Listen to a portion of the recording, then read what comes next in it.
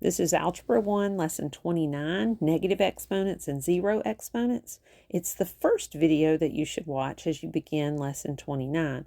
The book starts out by telling you what they are equal to and doesn't really explain the why. And this is one way that you can explain the why. So let's back up just a little. 2 to the fourth is 2 times 2 times 2 times 2. 2 cubed is 2 times 2 times 2. 2 squared is 2 times 2. And 2 to the first is just 2. Let's write out the final answers to these. Obviously, the 2 is just 2. This one's going to be 4. This one's going to be 8. This one's going to be 16. Now that you know based on what you've already learned about exponents. Now, we can see several patterns. As you go up, you are increasing by a factor of 2. Let's look at going down. From here to here, you're dividing by 2. And from here to here, you're dividing by 2. And from here to here, you're dividing by 2. So let's keep that pattern going and talk about 2 to the 0. What would I write here? It's kind of hard to imagine, but even if we don't know, can't we just do this? If we divide it by 2 to get here, and divide it by 2 to get here, and divide it by 2 to get here, let's divide by 2 to get here. According to that pattern, 2 to the 0 should be 1. Let's extend it. 2 to the negative 1. Well, let's divide by 2 again. That's 1/2. 2 to the negative 2. Let's divide by 2 again. That's 1/4. And then do it again. And that's 1/8. Do it again. That's 1/16. Do you see the symmetry in this? Notice here is kind of your dividing line. On either side of 2 to the 0, we have 2 and we have the reciprocal of 2. We have 4 and the reciprocal of 4. We have 8 and the reciprocal of 8. 16 and the reciprocal of 16. Pretty interesting.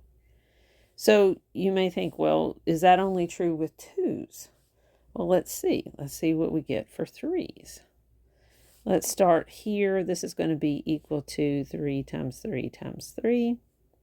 This is 3 times 3. This is 3. All right, we know this one's equal to 3. This would be equal to 9. This one would be equal to 27.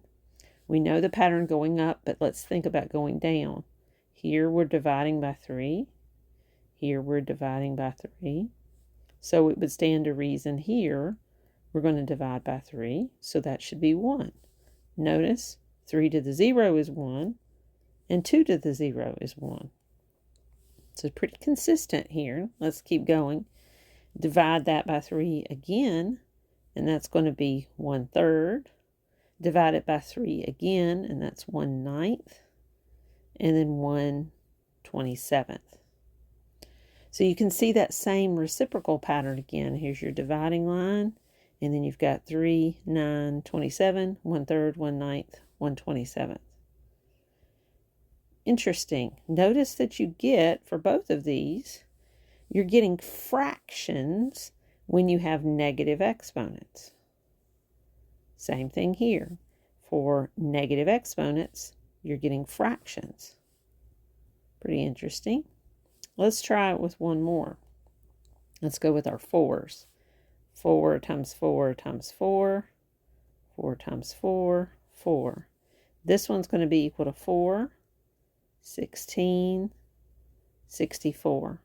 Let's bring that pattern coming down, dividing by 4, dividing by 4, dividing by 4. 4 divided by 4 is 1. We get the same thing again, that something to the 0 is 1. Doesn't matter what the base is. Let's keep the dividing pattern going down. Divide by 4 again, divide by 4 again, divide by 4 again. And you see those reciprocal patterns again. So what can we generalize with this? Well, let's say I started out with 4 to the negative 2, and I didn't know what that was. Well, I know that it's going to be a fraction based on what I just learned. So it's going to be 1/, and it's just going to be 4 squared, which is 16. 1/4 squared. So if I gave you one that you didn't know, you weren't familiar with, 5 to the negative 3. You could generalize and say, well, based on the negative, I know I'm going to have a fraction. It's 1 over, and it's going to be 5 cubed. 5 times 5 is 25 times 5 again is 125, and a 1 over it.